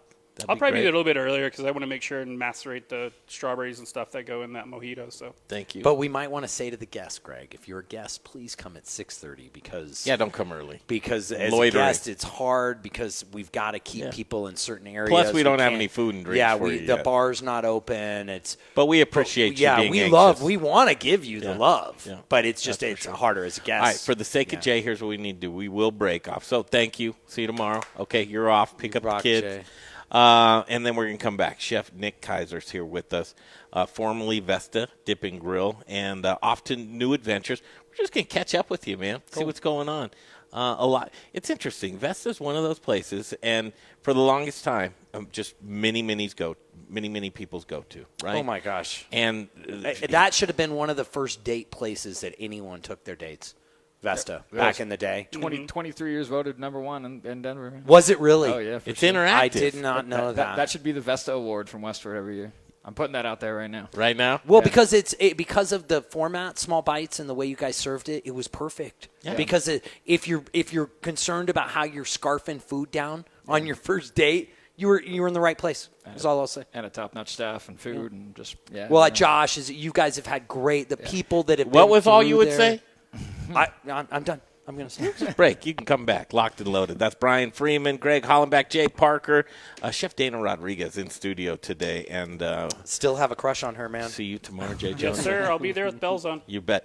Okay, we'll come back. Chef Nick Kaiser right here. The Modern Eater Show continues. Hey guys, Chris Johnson here, owner of Rome Sausage, your hyper-local source for all things sausage awesomeness. My family is proud to carry on the fine traditions of Rome's founder, Jerry Rome, by producing a variety of amazing sausage in small batches with an eye on quality, not quantity. Every batch is made here in the great state of Colorado by hand mixing spices, utilizing lean cuts of pork to make an outstanding product. Sourcing ingredients and materials locally, we are committed to supporting local vendors, chefs, restaurants, and the entire Colorado food scene. Getting hungry yet? Brats, Italian, breakfast, hot Polish, green chili, chicken apple, and the world's best chorizo. You can source all of our sausage through a variety of food service distributors. If your distributor doesn't carry it, call us. We'll come direct. You want a custom item? We'll do that too. Samples, and of course, sausage jokes, can be had by contacting me directly at chris@romesausage.com or by phone at 303-296-7663. The Modern Eater loves Rome sausage, and I know you will too.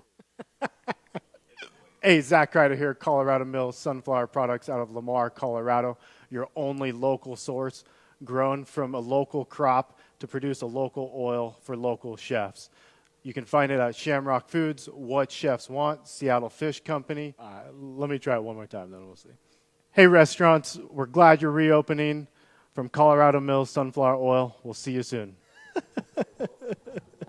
First, we partner with the best farmers in the world, and then we tell them, we will take it all. Process whole spices daily, blend custom spices to order, keep it fresh, safe, and flavorful, all so that you can get back to doing what you do best. So whether you're a restaurant, a food manufacturer, or an at-home cook, be sure to visit The Spice Guy at www.thespiceguyco.com.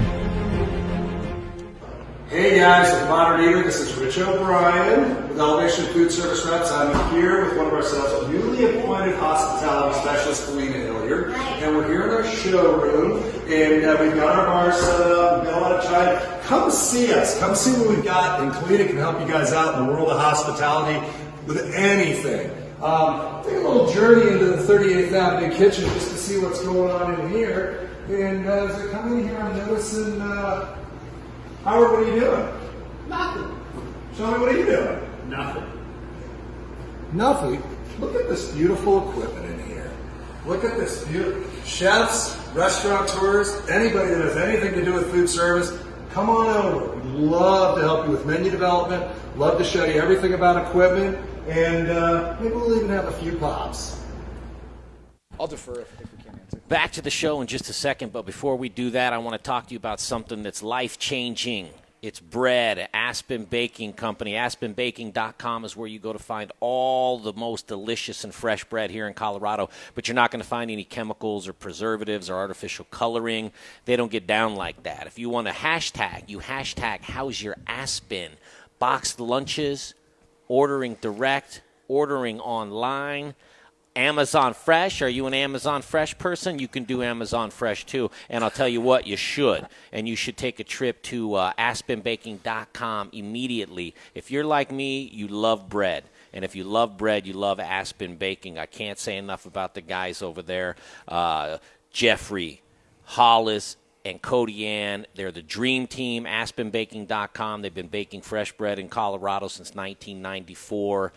Back to Greg Hollenbach, Brian Freeman, and Chef Nick Kaiser. Almost had it. You almost did. Thanks, Jay. I want to play this little clip, if you don't mind. It's just this right here. Oh, yeah. You mind if I play that? Go for it. Okay. I need you to plug that in. I don't need audio, and it's quick. It's 10 seconds. Oh, okay. Well, just show the screen. Give me 2 seconds here. No hey, one of the cool things about Aspen Baking, their breakfast sandwiches, I heard a rumor they're using Rome sausage. Yes, they are. Right now, Chef Nick Kaiser here with us, and I want to do this so everybody in town knows already that Vesta has closed down. And it's interesting because it kind of there's been some, it's like Racine's, right? And people are just taking. I think we're hardened. But Vesta, that hit. Yeah, that hit us. It hit all of us. Yeah, it's a weird summer right now. It is. Just with Vesta's litany of success and just 23 years, and I was fortunate enough to be part of it for the last 4. But it kind of hit the scene like a rock, man. I mean, you lose these landmark places like you said, Racine's and 20th Street Cafe dropped, and daily you don't know. It's like you brace yourself, like what's next. But yeah, I mean, literally everybody took pause, like Vesta. Yeah, like are we that and I think it was almost like, okay, we knew it was serious, but now we know it's serious. Yeah, am I wrong with that? No, it's crushing, man. I'll tell you, it's one of my girlfriend and I was one of the places we went for one of our first dates. Yeah, I mean, and many people really first date. Yeah, with Heather, and and that was, and also I wonder what's happening over at 6th Avenue. We have got a great friend with a restaurant over there. All of these old restaurants, I mean, Potager, they're screaming help. People that have been in this business for a long time. I'm going to play I got a 10-second video. And it's basically, so I've heard of salt over the shoulder. I've heard a few different haven't seen this one, man. You tell me what am I showing here? You're showing the spirit of Vesta, man. That's what we do. We have fun. We like the community. We support everything that happens with us at this point. You're lucky it wasn't on a day of batter or like, because I've seen it with so many people leaving, they get flour, batter, like so whatever. That's not even scratching the surface at this point. and that was just basically an ode to you. That was Def Leppard at Coors Field. So we decided to do a little promo. Pour some sugar Leonard on me. Skinner, Def Leppard, and we did some pour some sugar on me. I don't necessarily know the reach. I don't know if it brought people in, but at that point when you're down at that area, Vesta was the cornerstone. And it's a destination place. It's a date spot. It's 23 years in a row at best day spot. And you didn't see it coming. No, it's always in the back of your mind. It's always at the bottom of your heart because with this whole summer and how it's playing out and all that kind of we next kind of thing, and no, we didn't, and it's just it's unfortunate, and there's been a lot of emotion and just the silver lining to the whole thing, which is what we kind of seem to be finding these days, day to day with COVID. Yeah. And how long would you have kept with it there? I'm opening my own place this summer. Yeah. So Josh and I had a conversation towards the end of last year. About just kind of moving out over the summer, finding a replacement, and doing the whole chef transition thing. Not easy, but it was an incredible 4 years, and just the amount of respect I have for the Wolcons and the Secret Sauce family and just everybody from the top down is just it will totally guide my career. You get put into places and you learn technique and you go through the whole rigors of the New York and Las Vegas and Hong Kong and these major cities and these dining scenes, and you learn your own styles and all this kind of stuff. And the secret sauce is referred to as a bunch of different things, namely the positive energy that comes from the company. But it's refinement and it's leadership and it's friendship and it's just total open book policy, and it's such a good group. It's such a good restaurant group to be in. If we do something here, Chef, you wrote a piece that it moved me, and it was along with that video. I have it printed out here. Yeah. I don't know if you'd do us the honor to just. It was just so well constructed, and I really and if this would be too emotional for you, I don't know, but I will see. I'd like for folks to hear this. The run has come to an end, but the legend will never die. It's so hard to figure out where to start with Vesta. I remember idolizing it when I was in culinary school 16 years ago, before the travels, maturation, and professional journeys that I've taken through my life. The edginess of Vesta Dipping Grill rocked the Denver dining scene and was the bar to which contemporary food was being set in the Mile High. I had my culinary school graduation brunch at Steuben's and then took off to New York to start my career. After over a decade later, it all came full circle, and in coming home to Denver, I had the pleasure of joining Secret Sauce team and leading the kitchen in Vesta for the past 4 years. Things had changed a bit. The evolution had begun. The modernization of the menu in an effort to keep up with current culinary trends was the goal, and that goal we accomplished. Not without a slight level of pushback from employees and guests alike, but we stayed true to the vision and were held in high regard with our friends and family through it all. We grew up but didn't grow out. Stayed true to the values that had defined Vesta and the Wolcons throughout the years and what had kept Vesta such an ingrained part of the community that surrounded it. An open mind and open ears to our guests and their needs. A sense of community with organizations and development of our surroundings and guests and our guest experiences. And through quite a learning curve of my own, a continuation of what is commonly referred to as the Vesta vibe. The ideals that we continued through the restaurant, as with most leadership, comes from the top down. The people that led the journey, Josh and Jen, are two of the most outstanding people in their field. Emily Biederman is the rock that holds it all together. Old vets that kept the stories and traditions alive and well. My front of house managers that kept the mood light, the wine flowing, and the music bumping. My chef team over the years, Stephen Cox, Bryan Hardy, Connor Gushin, Logan Cody, Daniel Lee, Nadine Donovan, and arguably the best team of cooks I've ever had the pleasure of working with, all came together to make Vesta a home for me. The best home, one I will never forget. You don't get an outcome like that without resolve, empathy, and a sincere commitment to being the best we can be together. From the bottom of my heart, thank you. Well written, man. Whew, and you worked with some good ones, right? Shit, man. I didn't work with a lot of good ones, too. I mean, before me, the legacies of Matt Selby starting the whole thing and just putting his stamp on the whole Denver dining scene and doing something that nobody had done. I mean, from here to fucking New York City, man. I mean, it was the United States, and it was it. Again, I mentioned Josh and Jen, but my predecessor, Brandon Foster, who unfortunately recently passed away, was just the definition of the Vesta vibe, and that's something that we keep in internal. It's what you felt when you went on your first date, and it's what people feel when they go in there, and it's hard to explain for people that don't work there. And it's something that I think that we need to kind of keep going and keep that fire lit. It extends through Josh's other restaurants, and Steuben's and Ace right now. You didn't see Vesta coming. Steuben's and Ace are doing it right now, and Steuben's extended a patio out on 17th and Penn, and Ace is doing live music on the weekends, and obviously very, very responsible. And I've eaten dinners since this whole COVID thing has lightly lifted, and it doesn't matter whether it's I've had a very good dinner at Frasca, but it doesn't matter whether it's high-end Frasca or whether it's Steuben's, and right now I think people are concerned about how they go out to dinner and who's touching their plates and what's going on, and it's a very conscious, tangible feeling these days, and they just do it well, just like everything else. It's steps of service, and it's congeniality, and it's making sure that everybody feels so comfortable and so welcomed into the home. And I think that's what separates the Secret Sauce team of restaurants apart from anybody else. I mean, we are literally welcoming you into our home, and that's what we kind of stood on. So that's the vibe, right? The Vesta vibe. So, in part of, I would have to imagine the thought process of do we continue on or do we close the doors? Can we, with the model of setting up being a dipping grill and a communal kind of vibe of people just being together and sharing, I don't know as though right now is conducive to that. I talked to Josh before I came here just to make sure that I was okay in saying a bunch of things, and we good, and what we should touch on, and it's there's nothing, obviously just the transparency is everything for him and for every good restaurant group out there. This is what we do, and these are our practices, and in regards to the closing, it's just, unfortunately the model right now with Vesta in particular, there's no patio. And the Vesta vibe, you go back to that whole saying, right? I mean, what's a restaurant with 50 people in it as opposed to a restaurant with 150 people in it? And it's the buzz, and it's the feeling, and it's the energy, and it's this whole thing right now. And we didn't do anything. I mean, I think his decision mainly spawned around the fact that we couldn't provide the service that we could do, and we don't know when this is going to end.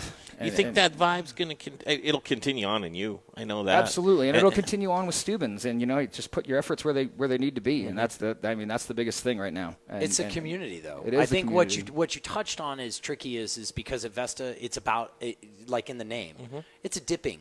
So it's a shared. It's not, you guys didn't do shared. Everything was a shared plate, but the sauces were always shared. Sure. And that's a little harder, I think. I got to tell you, everyone that I know that has been through that place, they took the friendships that they made inside of Vesta and carried them forever. That was, one of the things. Yeah, where everyone goes.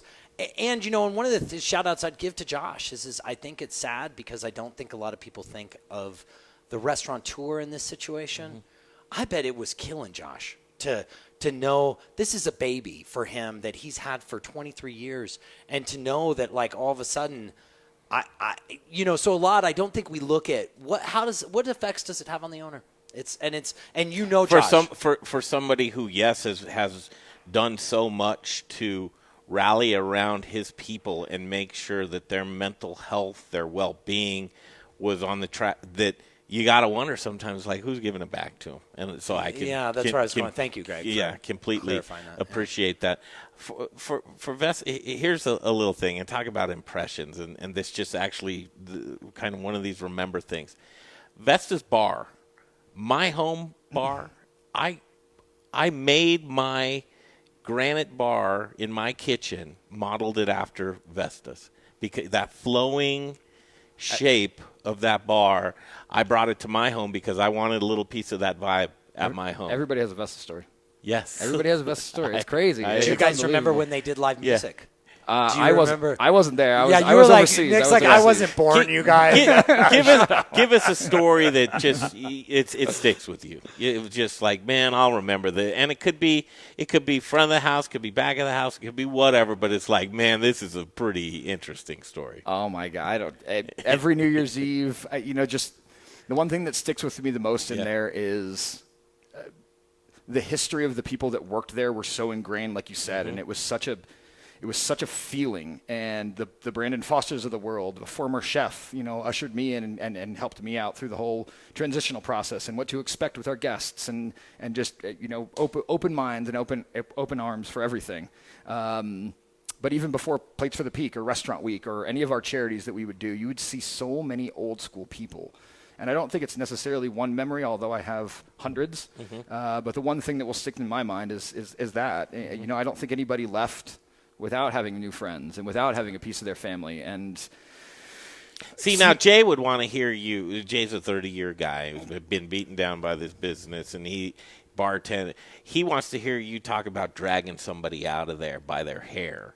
Or what do you want? What do you want to hear him say? Just a good Jay? choke. Is that really a the good time choke for this thing? Is it time for me? Is it time for me to tell the story that Josh Wolcon and I had to pull somebody out of a locked bathroom stall on St. Patrick's Yes, Day? it is time. Is that it? Put them outside, right? Yes, Okay. I remember this one. I'll give you a 10-second one just to make you feel like so you don't have to tell yours. Man, I came up behind this one dude one time. He had no idea I was there, and I choked the life almost out of him because he was trying to fight like all of our managers, and I just came out and had no idea was happening, but I saw, I'm a super genius, obviously, right? So I put together a situation in like 2 seconds. I'm like, choke him. Right. And I just right behind, he had no idea who I was, where I came. I choke him and drug him outside. It was the greatest night of my life. Now, Vesta, not really like a Gibby's Big Backyard, right? No. I mean, you're not going to have to choke too many people. No. But I'm sure you heard a time or two, like, Chef, you wouldn't believe what's happening up there, Oh, my gosh. From homeless Shelly that comes in to get Cokes and waters on Saturday nights, and I Carrie Cummings, bartender there for 17 years. If you've been to Vesta, Carrie. I mean, the stories that she can tell it just gut-wrenching laughter. It is hilarious. Yeah. You ever had anybody change a baby on their table? With food. Vesta was a dating place, Jay. No. Man, because guess what? That's 9 months later at Gibby's. That's I'll what tell you this saying, much, right? man. After dinner, they got pregnant. No, they didn't have babies. Those people exist, man, right at the table. All right, so like everything, I mean, all chapters come to an end, and books close up, and some just continue with a sequel, but life goes on. And what's next for you, man? I mean, you're a young guy here and full of life, tan, tall, handsome. You got a career ahead of you. You're starting up your own spot. I am starting up my own spot. I'm partnering with the Avanti boys, and we're open in Boulder, right on 14th and Pearl, which is exciting. Rooted Craft Kitchen. I'm a very firm believer and proponent of slow food and good What's food your 100. ethos? Yeah, and tell us. we believe slow food can be done fast. And, I think it's a common misconception with people that slow food just takes long. I love that thought process. And I really do. It's like we went to a farm in Durango, Colorado called Ancient Future. Yeah. Freaking blew my mind. Right? Okay. I mean, here's the past, ancient, but with the future techniques of what you're doing, you're absolutely right. Yeah. Good food can come. I love where you go with that. And I think like Chook shows you that. Yeah. Yeah, what Adam's doing over at Chook. Yeah, I think so. Well, but and Greg said this, or Jay was saying this the other day. Keep it simple, man. You don't got to make it. Don't make it so complex that you've got to have all these things come together right at the right time, because that's not. No. That's when the experience isn't good. What are you going to serve? Well, it started off as a vegetarian and vegan approach. Is that your lifestyle? No, I just thought that there was a market need for it. I tend to eat very healthily on my own, but to expand the demographic a little bit, I feel like people's mentality of what redefining American food is to make it bigger and more gluttonous and more filling and just kind of bigger the better, right? I mean, we're going to fill you up and do all these greasy approaches, and I think that we can just source them better, and we're not, value is definitely the first and foremost thought of our mind, so we're not trying to skimp on anybody, but being able to source, our chickens from Cook's Venture in Arkansas, which is a fully, 4-season-a-year sustainable farm where, the chickens eat off the ground. Cook Venture, man, that's that chicken that we got that one time. Like it's delicious. Do you remember? I remember being like, that chicken man, that one time. Yeah, because the breasts on those chickens it's like were duck. It's like you're eating duck. I'll live at 7-Eleven on their food. I'm just a monster that way. So for me to talk about food, like, oh man, I told everybody I knew about Cook's Venture. I'm like, you got to get this chicken, man. Wagyu burgers were, and then that's a craft menu portion of it. And again, there's only 4 or 5 different items over there that will be on there through the seasons. And then our market menu approach is something that actually I did at Vesta for the last couple of years and had a very good response with our guests. And we got everything from locally grown Colorado farms. Over the last 5 or 6 years, the the growth of the Colorado farmers is exponential. We're figuring out this climate, and it's unbelievable. Yeah. Man, Well, it's becoming sexy again. Do you think is. it's all service? We could go on till 6, truly, Yeah. because I think service. I'd love to ask you where your take on service and how that screwed up our food and turning us into fast food nation. Because all of a sudden I want to come in and I want to eat in less than an hour, or you want to kick me out in less than an hour because you need to turn the table. And there's a big conversation, I think, around that, because I think I think the food experience has changed so much in this country in particular, where we need to turn tables. And we're making money, and the rent's so damn high. Yeah, go for it. Well, let's embrace it then. If that's the mentality, and I think, obviously this last summer has completely polarized what the landscape of restaurants is going to look like moving forward. If you can't beat them, join them, right? And let's just offer really good food at that quick service kind of stuff. Like and we have 3 or 4 ingredients, and we keep it simple, and we don't have if we get to a point where we want something on the menu, then there has to be something that comes off. Yeah. And you know what I mean? Totally. There's no reason to have stagnant inventory and let things go bad, and be able to use the things that are around us from the farms that provide it, and that's exciting for us, and it is going to be polarizing, and the service standards are going to go as high as your 5-course tasting menus and extreme 3-hour experiences at restaurants, and a lot of it's going to just go the exact opposite direction. It's going to be, I can't speak to what we're doing yet because we're not open, but obviously I have my vision, but it's going to be the Steubens, it's going to be the Ace, it's going to be people that do good food quickly. Well, it's interesting, Kelly Whitaker talking about Basta's kind of new deal, and he's like, man, you're not going to eat any food out of here unless you order it yesterday. Yeah, right? No, I live right across the street, man. And he's like, I kind of like that. I've got this under control. Yeah. For a chef, there's a lot to be said if you can plan your menus better because you know what tomorrow's going to bring. And you have zero waste, and it's all there and sold ahead of time, and it's good food, and it's ready to go for you. And people, I appreciate that. Dude, I'm not trying to put you to work, but what are you doing tomorrow night? Chef Dana's dinners, we got a great dinner here. It'd be cool if you just came, did a little cameo, kiss a baby or whatever. We got good food, but she may need a hand. I don't know. She might. Yeah, hell yeah. I love Dana. Really? She taught me one of my first jobs, man. We opened Rioja together, and we were back in the prep kitchen, and that's my loca. So we do a summer dinner series, downtown Pizza Republica. Usually we do it in here. Can you believe we have 30 guests in here dining? Usually we get the farmers on the TVs, the chefs talk to it. Downtown Pizza Republica was donated to us, so we have the spacious patio right there by the convention center. We've got a kitchen built outside. Chef Dana's going to be out there cooking. She's got a couple of people with us, but she was like, what's going to happen? I'll come down, Sling. Would you? Okay. Yeah. I got one more thing to mention, and an invite for you as well. Yeah. What are you doing this weekend? What do you got? Well, as I mentioned before, Chef Foster at Vesta passed away a couple weeks ago, and Vesta has since closed. Mm-hmm. He pioneered our charcuterie program down in our basement that we've been operating with for 8 years now, and we have to move all that product. So we're doing this charity event that all proceeds go back to his family. We're selling all of our charcuterie out of the basement. It's called Boards for Brandon. There's a live talk invite list because we don't want to congest the space. So if you guys can sign up, or anybody listening wants to sign up to come by down and buy some charcuterie boards. There's also time slots that we are selling off our wine inventory that's down there for all at Vesta. Yeah.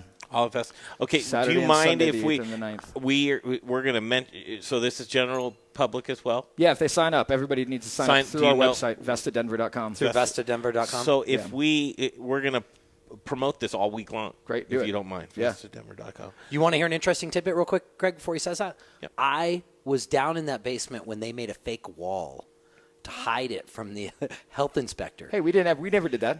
We never did that. I love you guys. These are back in the day of Selby when he would drag my butt down in that basement, make me drink a PBR and a shot of High Noon, and we would These go stories down there. can be told now. Trust me, there will be Montuckies now, I think. I'm surprised Bryan didn't say I went down and I built the wall. No. This was some fun. This was much back history, in the man. day, man. This was community, though. These guys, this was an old wardrobe from like the 50s or something. It's a little better now. It's health department. Well, no. You guys stepped it up. I remember when Brandon came in, he was like, no, we're going legit. But that basement down in the Vesta, I mean, no one... Greg, it's got to be over 100 years. You go down there, and you feel the ghost stories down there, man. Yeah, It is. For sure. It's Have going you to be been in the missed. basement of Gaetano's? No. That'll scare the hell out of you. Well, there's a lot of history, too. I And bet. gangsters walking through.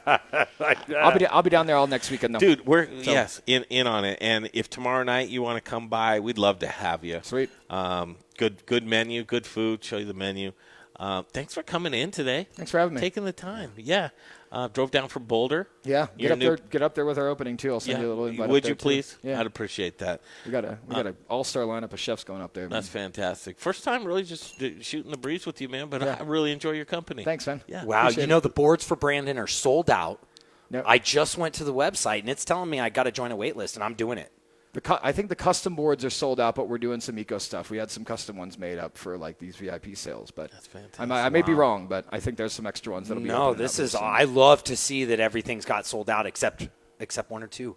I'm jumping on it Sunday between 1:30 and 2. Let me confirm is with that, the and time slot. I'll let you know. And if we could all live our lives so that we leave an impression on this world, like Brandon Foster. Oh my gosh, this world would be a much much better place. Absolutely. Be like Brandon. Yeah, he was just such a sweetheart. Yeah, I'll tell you, the guy, and where he went with it's not Meals on Wheels, it's Project Angel. That was Brandon. Yeah, I'll tell you, because that was who his heart was. You leave a post like Vesta with the ego behind it and the stature around the city and all that kind of stuff. There's a very few select people that would actually go do something like that is completely servant to the community and just whole heart filling like that. And it's one in a million, man. Yeah. 1 in a million. And he filled some big shoes and did it well. I'll tell you, because John Paul, who was over there, he totally filled those shoes. Absolutely. Like it was nobody's business, yeah. Okay, man, that's it for today. What a show. Fantastic show. And looking forward to seeing everybody tomorrow night. We got work to do. I got menus to print, welcome cards. You know, with the outbreak, we've got to be particularly careful. We're only doing 2 tops and 4 tops, right? So people can't do singles and so we get a lot of people to buy tickets for 2, and they're like, oh, can we upgrade to 4? So I'm shuffling these tables around, making sure we can accommodate everybody. It's a palatial patio, just well appointed, very spacious, the best of the best are cooking. Tomorrow night's going to be a good one, and word on the street, this gentleman's going to come say hello. I think I will make a cameo down there. I'll be down there. I think you should too. All right, we'll break off. We've got to thank everybody who's on today's show. Oh, Jay Johnson. Man, Jay Johnson, Bear Creek Distillery. He's one of the best all-timers. Chef Dana Rodriguez, thank you for your time today. Thank you, Mike Harper from Harper Feeders, for coming on the show today. We'll have him over the system tomorrow. And people don't know what they're getting, Greg. Did you see those little like lamb T-bones? I didn't. I didn't know what they came. Oh my through. gosh! He came through with some lamb T-bones. And I've had one of them, and they will blow you. These are thicker. Not to be mistaken with Nick Kaiser. Nick Kaiser is here. Nick Kaiser. Man, if there's a name that can be screwed up, I will screw it up. Everyone does. Truly. No, it's okay. And if there's not a name that can't be screwed up, He'll screw it I'll up. screw that up. Because the easy ones I can do. Like, no, I'll call you some other complete name, and that's the name I gave you. You're Jeremy, as it stands. Jay Parker, as always, thank you very much. Brian Freeman, alongside of these gents, I'm Greg Hollenbach. For Chef Nick Kaiser, we're going to see you down the road. The Modern Eater Show continues.